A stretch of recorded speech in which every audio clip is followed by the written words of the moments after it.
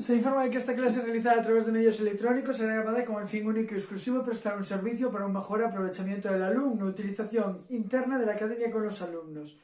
En ningún caso estas grabaciones se cederán, difundirán y o comercializarán sin consentimiento del docente y de la academia. Bueno, vamos a ver las preguntas del tema 3, preguntas de tipo test, que nos quedan por ahí por el medio y que habíamos saltado, no sé muy bien, son desde la 11 hasta la 30, son las que vamos a ver en este vídeo, ¿vale? En la 11 nos dice que el coeficiente de correlación de Pearson controla, además de las influencias del tamaño de la muestra, el efecto de las unidades de medida. Lo que tenemos que tener claro es cómo calcular el coeficiente de correlación de Pearson. El coeficiente de correlación de Pearson era el sumatorio de x por y entre n s de x s de y. Acordaros que lo que nos daba el signo del r de x y, la relación, la dirección de la relación, era este sumatorio, porque lo de abajo era todo positivo. Y que cuando teníamos la covarianza sería simplemente esto. De hecho, en la covarianza, claro, nos podemos encontrar con que ese sumatorio sea mayor porque tenemos más sujetos, porque sumemos más puntuaciones. Entonces, para evitar eso, dividimos entre el número de ellos y con eso controlamos el efecto del tamaño de la muestra. Muestras más grandes, sumatorio más grande, pero también dividimos entre un número más grande. Y luego, por otro lado, con las desviaciones típicas lo que hacemos es controlar el efecto de las unidades de medida.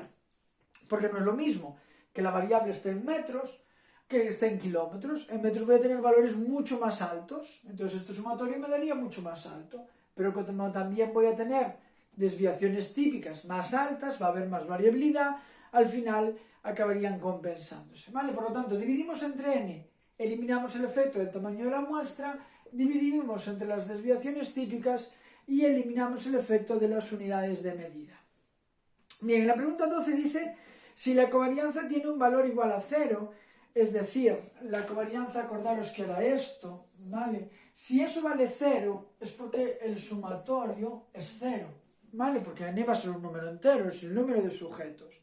Nos dice, si la covarianza tiene un valor igual a 0, quiere decir que las variables son dependientes, mientras que si el valor es distinto de 0 son independientes. Justo al revés, cuando da 0, la varianza es cuando no hay relación entre las variables de tipo lineal y por lo tanto quiere decir que esas variables son independientes linealmente. Y cuando nos dé distinto de 0, quiere decir que sí que hay cierta relación entre las variables y por lo tanto que podemos encontrar esa relación de dependencia entre unas y otras. 0 independientes, distinto de 0 dependientes. Falsa. La fórmula del coeficiente de correlación de Pearson para puntuaciones directas sería esa que tenéis ahí, pero le faltaría siempre en la segunda, que va dentro del paréntesis, lo que va restando en el paréntesis, tiene que llevar la rayita de encima de las medias. Sería el sumatorio de xy menos media por y menos media entre raíz cuadrada del sumatorio de xy menos la media al cuadrado por el sumatorio de y menos la media al cuadrado, ¿vale? Las segundas lo que va restando son siempre las medias, entonces sería falsa. El coeficiente de correlación de Pearson utiliza las desviaciones típicas de los valores de las variables para su cálculo, verdadero, ¿no? Para calcular el r de x y el coeficiente de correlación utilizamos las desviaciones típicas. El coeficiente de correlación informa sobre la fuerza de la relación, pero no sobre la dirección, puesto que solo alcanza valores entre 0 y 1. Falso. El r de x y va a ser siempre mayor o igual que 0 y mayor o igual que menos 1 y menor o igual que 1. Está siempre entre menos 1 y 1. 0, no hay relación lineal. Números negativos, la relación es inversa, es decir, que cuando la x aumenta, la y disminuye o al revés. Y cuando vale positivo, la relación es directa. Si x aumenta y al revés. Si x disminuye y disminuye. Por lo tanto, entre menos 1 y 1. Bien, el coeficiente de determinación informa sobre el porcentaje exacto de variación de dos variables. El coeficiente de determinación, la d, es el coeficiente de correlación elevado al cuadrado. Y esto también le llamábamos la varianza común. Si tenemos aquí todos los valores de x y tenemos en este círculo todos los valores de y, esos círculos representan la varianza de x y de y, y la D lo que nos diría es S, el trozo que comparten ambas variables, ¿vale? Lo que llamamos la varianza común de esas dos variables. Bien, es verdadera. Si queremos estudiar la asociación entre dos variables después de controlar los efectos de una o más variables adicionales, usaríamos la correlación parcial, verdadero. La correlación parcial es, si nosotros calculamos, imaginaos, tenemos 5 variables y calculamos todos los coeficientes de correlación que pueda haber entre ellas. Relacionamos la VD con todas las demás variables, ¿vale? Con las 5 VIs. Entonces, seleccionamos la primera VI, la que tenga más relación. Y lo que hacemos para seleccionar la segunda es calcular de nuevo todas las correlaciones, pero ya sin tener la primera. ¿Vale? Imaginaos que yo tengo la VD y luego tengo la VI, tengo la 1, la 2, la 3, la 4 y la 5. Imaginaos que la que más relación tiene es la 4. Entonces cojo la 4, la meto en el modelo, esto es en el método por pasos que vemos. La metemos en el modelo. Y ahora quiero ver, bueno, pues de las otras 4, entre la 1, 2, 3 y 5, ¿cuál voy a meter de segunda? Pues vuelvo a calcular las correlaciones de la VD con todas ellas, pero como si la 4 no hubiera existido nunca. Eso es lo que llamamos una correlación parcial, porque es calcular correlaciones cuando ya hemos eliminado, cuando ya hemos quitado alguna variable. ¿Vale? Es verdadera. Uno de los fines de la regresión simple es determinar la función que relaciona la VI con la VD. No el único, uno de ellos sí. Yo quiero saber cuál es la relación entre la VDI y la VI, la X. Una vez que yo sé esa ecuación, el fin último es poder realizar predicciones, ¿vale? Poder hacer estimaciones entre esas dos variables. Bien. La regresión simple no hace predicciones de los valores del VD. Para ello tenemos que recurrir a la múltiple. Falso. En cualquier caso, yo doy valores a X, obtengo la Y, el estimado de Y, valor estimado de Y. Esto es regresión simple, solo tengo una X, solo tengo una VI. En psicometría lo hacíais. En psicometría a vosotros os daban un valor en X y vosotros estimabais cuál era el valor de Y. Por lo tanto, la estimación se puede hacer tanto en la regresión simple como en la múltiple. En la múltiple vamos a tener mucha más información porque vamos a tener más de una variable, en la simple solo una. Pero en cualquiera de los dos casos podemos hacer predicciones. Bien, la regresión lineal consiste en hacer un ajuste de los valores de las variables a una ecuación matemática lineal, lo que solo puede hacerse con un diagrama de dispersión. Falso. Con un diagrama de dispersión lo podemos hacer, pero es bastante chungo, bastante difícil que podamos llegar a un modelo bueno, ¿vale? Porque yo tengo una nube de puntos, ¿vale? Y lo que quiero es obtener la recta que mejor se ajuste a todos esos puntos. Hacerlo a mano con un gráfico de dispersión es muy complicado. ¿Cómo lo podemos hacer mejor? Pues con el método de mínimos cuadrados ordinarios. Es lo que nosotros aplicamos, mínimos cuadrados. Por lo tanto, la venta falsa. La 21. Según el método de mínimos cuadrados, necesitamos ajustar la ecuación y igual a A más BX a los datos para posteriormente minimizar el error con las diferencias de los valores de las variables elevadas al cuadrado. Mínimos cuadrados. Mínimos cuadrados lo que me garantiza es que cuando yo calcule todos los errores, yo voy a coger los I menos I', todos los errores de estimación, los voy a elevar al cuadrado y los voy a sumar.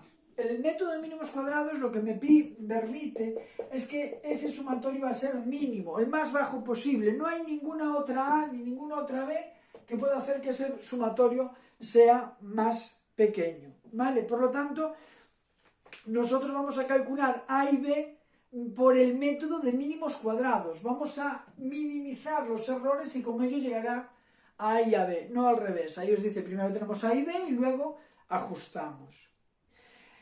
Bien, falsa. En la 22 os dice, la estimación de parámetros en la regresión lineal se realiza mediante el método de mínimos cuadrados. Lo acabo de decir, ¿no? Con mínimos cuadrados calculamos A y B, estimamos los valores de A y B. Verdadera. En la estimación de parámetros, la desviación total de I, en la estimación de parámetros, la desviación total de I es igual a la suma de las desviaciones predichas por el modelo. Acordaros, ¿vale? La desviación total o varianza total era igual a la varianza de la regresión más la de error, ¿vale? Podemos hablar en varianzas o en desviaciones. Hay la parte que yo explico con el modelo y todo lo que yo no explico que formaría parte del término de error, ¿vale? Serían esas desviaciones de error. Por lo tanto, es falso. En la 24, el método de mínimos cuadrados nos permite encontrar los valores de A y B que minimizan la desviación debida a la regresión. Cuidado. Nosotros queremos que aumente lo máximo posible. Lo que queremos es minimizar la desviación debida al error, a todas esas variables que no estamos incluyendo en el modelo, incluido el azar, ¿vale? Minimizamos la desviación debida al azar, al error. Se cumple que el sumatorio de I menos I estimado al cuadrado es mínimo. El I estimado a veces lo ponemos con la prima o con el gorrito, es lo mismo, ¿vale? Se cumple. Aplicando el método de mínimos cuadrados en regresión lineal, concluimos que somos capaces de asegurar que el sumatorio de los errores de estimación al cuadrado es mínimo. No vamos a tener ningún otro valor de A ni de B que pueda hacer que ese sumatorio nos dé un valor más bajo. Ojo, eso no quiere decir que no pueda haber otra A o otra B que den el mismo, ¿vale? El mismo, pero más bajo imposible. Esos valores de A y B nos dan el sumatorio del cuadrado de los errores mínimo, más bajo posible. B es un parámetro que nos informa de la cantidad de cambio pronosticado en Y para el cambio de una unidad en X. Hasta ahí es verdad. Porque fijaros que si yo tengo la ecuación Y igual a 1 más 2X, pues por ejemplo, para X igual a 0, el Y estimado es 1, para X igual a 1, el Y estimado es 1 por 2, 2 más 1, 3, para X igual a 2, el Y estimado es 2 por 2, 4 más 1, 5. Fijaros que cada vez que la X aumenta en una unidad, la Y estimada aumenta en B unidades. ¿Lo veis? En 2. Por lo tanto, B lo que nos dice es cuánto aumenta el valor estimado de Y a medida que X aumenta en una unidad. Hasta ahí es verdad. Lo que no es verdad es lo siguiente. Es siempre positivo, dado que alcanza valores entre 0 y 1. La B puede obtener cualquier valor. Puede dar cualquier valor. Positivo, negativo o incluso 0. Si la B es 0, quiere decir que X no influye en Y, porque si esto fuera 0, para X0 y 1, para X1 y 1, para X2 y 1, para X3 y 1, X no influiría en Y. Pero puede tomar cualquier valor positivo o negativo. De hecho, el signo de esa B es muy importante, porque si esta B es positivo, es que la relación es directa, que aumenta X, hace aumentar a Y, y si la B fuese negativa, nos diría que la relación es inversa, cada vez que aumenta X, la Y estaría disminuyendo. ¿Vale? Bien. La 27, al parámetro A también se le denomina intercepto, representa el valor que alcanza Y cuando X es 0. Bueno, yo le puse falsa siendo muy tiquismiquis porque la A es lo que valdría la Y cuando X es 0, pero la Y estimada, no el valor real de Y, ¿vale? Para mí le faltaría la comita o la campanita encima, ¿vale? El capuchón, el gorrito es encima, porque realmente nosotros con la ecuación estamos estimando Y, no es el valor real de Y. Por lo tanto, la A sería el valor estimado de Y cuando X es 0, ¿vale? 29. La varianza explicada también es 1 más varianza de error. Es falso, ¿vale? La varianza explicada por la regresión es la varianza total menos la varianza de error. Si despejamos de ahí la varianza de la regresión, me quedaría que la varianza total menos la varianza de error sería la varianza de la regresión. Cuidado que no os haga dudar. La varianza de regresión es la que yo explico con la ecuación, ¿vale? Cuidado que no os haga dudar esa E, ¿vale? La E es varianza de error, la R es la varianza que yo explico con mi ecuación, la varianza de la regresión, ¿vale? Y en la 30 la varianza explicada explica la fuerza de la relación y la dirección de la misma. Cuidado, es falsa, porque la varianza explicada lo que nos da es cuanto mayor sea la varianza explicada, más relación va a haber entre la x y la y. Pero no nos puede decir la dirección porque las varianzas son siempre elementos al cuadrado. No sé si os acordáis de psicometría que la varianza de x es el sumatorio de x menos la media elevado al cuadrado dividido entre n.